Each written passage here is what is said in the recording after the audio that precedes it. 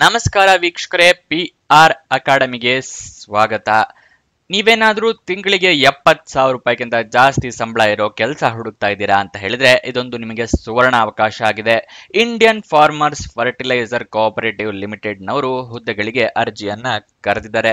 ಯಾವ್ಯಾವ ಹುದ್ದೆ ಖಾಲಿ ಇದೆ, ಎಲ್ಲಿ ಖಾಲಿ ಇದೆ, ಎಜುಕೇಶನ್ ಏನ್ ಮಾಡಿರ್ಬೇಕು, ವಯೋಮಿತಿ ಎಷ್ಟಿರಬೇಕು, ಇದೆಲ್ಲದ್ರ ಬಗ್ಗೆ ಸಂಪೂರ್ಣ ಮಾಹಿತಿಯನ್ನ ತಿಳಿಸ್ಕೊಡ್ತೀವಿ. ವಿಡಿಯೋನ ಕೊನೆ ತನಕ ನೋಡಿ.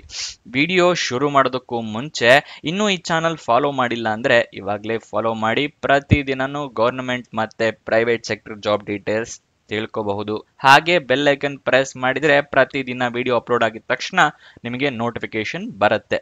ಇವಾಗ ವಿಡಿಯೋನ ಶುರು ಮಾಡೋಣ.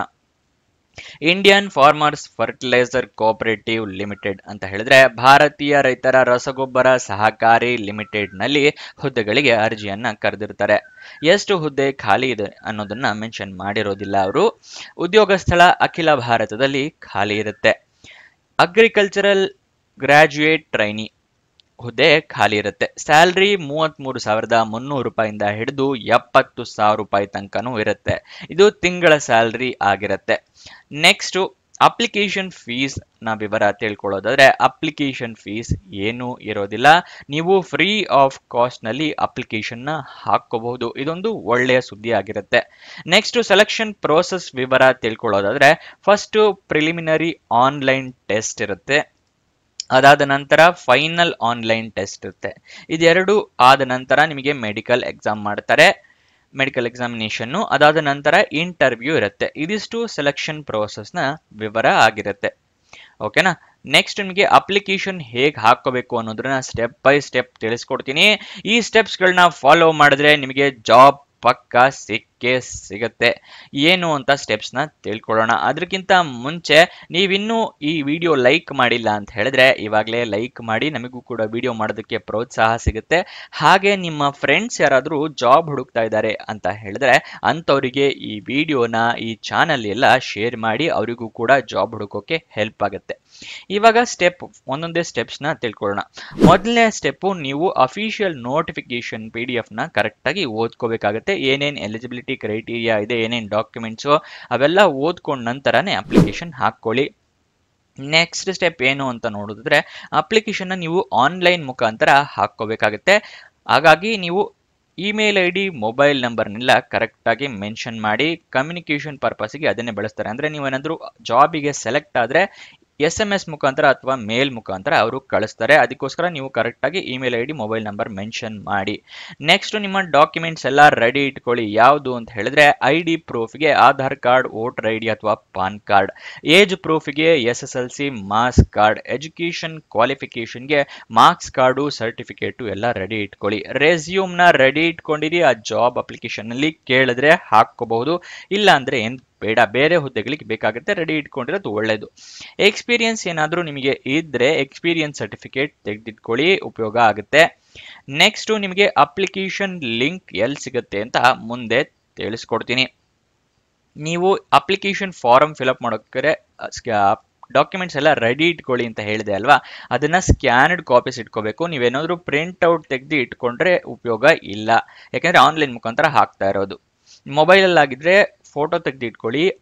ಅದೇ ಏನಾದರೂ ನೀವು ಕಂಪ್ಯೂಟರ್ನಲ್ಲಿ ಹಾಕ್ತಾ ಇದ್ರೆ ಸ್ಕ್ಯಾನ್ ಮಾಡಿ ಇಟ್ಕೊಳ್ಳಿ ಡಾಕ್ಯುಮೆಂಟ್ಸ್ನೆಲ್ಲ. ರೀಸೆಂಟ್ ಪಾಸ್ಪೋರ್ಟ್ ಸೈಜ್ ಫೋಟೋಗ್ರಾಫ್ನ ರೆಡಿ ಇಟ್ಕೊಳ್ಳಿ. ಅಲ್ಲಿ ಏನಾರ ಕೇಳಿದ್ರೆ ಅಟ್ಯಾಚ್ ಮಾಡಬಹುದು. ಅಪ್ಲಿಕೇಶನ್ ಫೀಸ್ ಏನು ಇರೋದಿಲ್ಲ, ಫ್ರೀ ಆಫ್ ಕಾಸ್ಟ್ ನಲ್ಲಿ ಹಾಕಬಹುದು.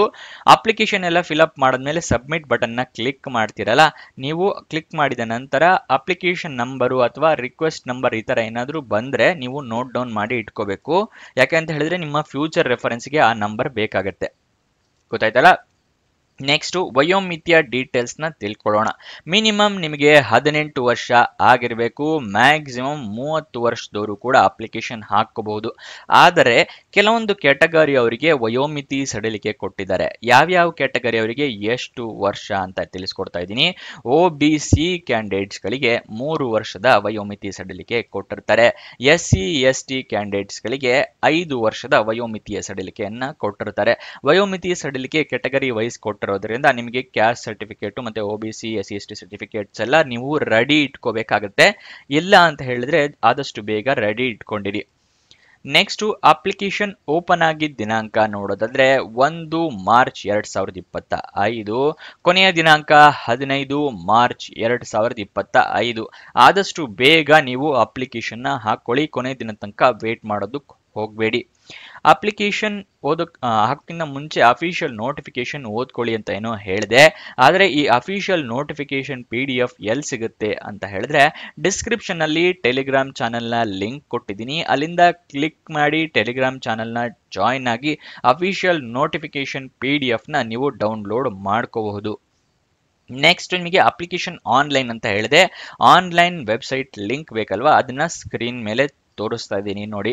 ನೆಕ್ಸ್ಟ್ ಅಫಿಷಿಯಲ್ ವೆಬ್ಸೈಟ್ ಅಡ್ರೆಸ್ ಬೇಕು ಅಂತ ಹೇಳಿದ್ರೆ iffco.in, ಇದು ಅಫಿಷಿಯಲ್ ವೆಬ್ಸೈಟ್ ನ ಅಡ್ರೆಸ್. ಈ ಅಫಿಷಿಯಲ್ ವೆಬ್ಸೈಟ್ ಅಡ್ರೆಸ್, ವೆಬ್ಸೈಟ್ ಮತ್ತೆ ಅಪ್ಲಿಕೇಶನ್ ಲಿಂಕು ಇದೆಲ್ಲ ಎಲ್ಲಿ ಸಿಗುತ್ತೆ ನಿಮಗೆ ಅಂತ ಹೇಳಿದ್ರೆ ವಾಟ್ಸಪ್ ಚಾನಲ್ ನಲ್ಲಿ ಇದನ್ನೆಲ್ಲ ಕೊಟ್ಟಿರ್ತೀವಿ. ಪ್ರತಿದಿನಾನು ಅಲ್ಲಿ ಜಾಬ್ ಡೀಟೇಲ್ಸ್, ಜಾಬ್ ಅಪ್ಡೇಟ್ಸ್ ಎಲ್ಲ ಸಿಗುತ್ತೆ. ಸೊ ಡಿಸ್ಕ್ರಿಪ್ಷನ್ ಅಲ್ಲೇ ಲಿಂಕ್ ಇದೆ, ಅಲ್ಲಿಂದ ಕ್ಲಿಕ್ ಮಾಡಿ ವಾಟ್ಸಪ್ ಚಾನಲ್ ಜಾಯಿನ್ ಆಗಿ ಅಪ್ಲಿಕೇಶನ್ ಲಿಂಕು, ಜಾಬ್ ಅಪ್ಡೇಟ್ಸು ಎಲ್ಲ ಪಡ್ಕೋಬಹುದು. ಇದರ ಜಾಬ್ ಲಿಂಕ್ ಕೂಡ ವಾಟ್ಸಪ್ ಚಾನಲ್ ನಲ್ಲೇ ಕೊಟ್ಟಿದ್ದೀನಿ. ನೆಕ್ಸ್ಟ್ ಇವಾಗ ಎಜುಕೇಶನ್ ಕ್ವಾಲಿಫಿಕೇಶನ್ ವಿವರನ ತಿಳ್ಕೊಳ್ಳೋಣ. ಎಜುಕೇಶನ್ ಕ್ವಾಲಿಫಿಕೇಶನ್ ಡಿಗ್ರಿ ಆಗಿರಬೇಕು ಅಥವಾ BSc ಇನ್ ಅಗ್ರಿಕಲ್ಚರ್ ಆಗಿರ್ಬೇಕಾಗತ್ತೆ, ರೆಕಗ್ನೈಸ್ಡ್ ಬೋರ್ಡ್ ಅಥವಾ ರೆಕಗ್ನೈಸ್ಡ್ ಯೂನಿವರ್ಸಿಟಿಯಿಂದ. ಓಕೆನಾ, ಇದಿಷ್ಟು ಈ ಜಾಬ್ ನ ವಿವರ. ನಿಮಗೇನಾದ್ರೂ ಡೌಟ್ಸ್ ಅಥವಾ ಕ್ವಶನ್ಸ್ ಇದೆ ಅಂತ ಹೇಳಿದ್ರೆ ಕಮೆಂಟ್ ಬಾಕ್ಸ್ ನಲ್ಲಿ ಕಮೆಂಟ್ ಮಾಡಿ, ನಾವು ಉತ್ತರ ಕೊಡೋದಕ್ಕೆ ಪ್ರಯತ್ನ ಮಾಡ್ತೀವಿ. ಕೊನೆಯದಾಗಿ ನೀವೇನಾದ್ರೂ ಇನ್ಸ್ಟಾಗ್ರಾಮ್ ಚಾನಲ್ ಯೂಸರ್ ಆಗಿದ್ರೆ ಇನ್ಸ್ಟಾಗ್ರಾಮ್ ನಿಂದಲೂ ನಮ್ಮ ಚಾನಲ್ ಇದೆ, ಅಲ್ಲಿಂದ ಫಾಲೋ ಮಾಡೋದು ಮರಿಬೇಡಿ. ಡಿಸ್ಕ್ರಿಪ್ಷನ್ ಅಲ್ಲೇ ಲಿಂಕ್ ಇದೆ, ಹಾಗೂ ಕಮೆಂಟ್ ಬಾಕ್ಸ್ ನಲ್ಲೂ ಕೂಡ ಕೊಟ್ಟಿರ್ತೀನಿ. ಇನ್ಸ್ಟಾಗ್ರಾಮ್ ನಲ್ಲೂ daily job details, job updates ಎಲ್ಲ ತಿಳ್ಕೋಬಹುದು. ಹಾಗೆ ನಿಮ್ಮ ಫ್ರೆಂಡ್ಸಿಗೂ ಇನ್ಸ್ಟಾಗ್ರಾಮ್ ಇಂದಾನೆ ಶೇರ್ ಕೂಡ ಮಾಡಬಹುದು. ಸೊ ಅದನ್ನು ಫಾಲೋ ಮಾಡೋದು ಮರಿಬೇಡಿ. ಕೊನೆ ತನಕ ನೋಡಿದಕ್ಕೆ ಧನ್ಯವಾದ. ಇನ್ನೊಂದು ವಿಡಿಯೋ ಜೊತೆ ಸಿಗೋಣ. ಬಾಯ್ ಬಾಯ್.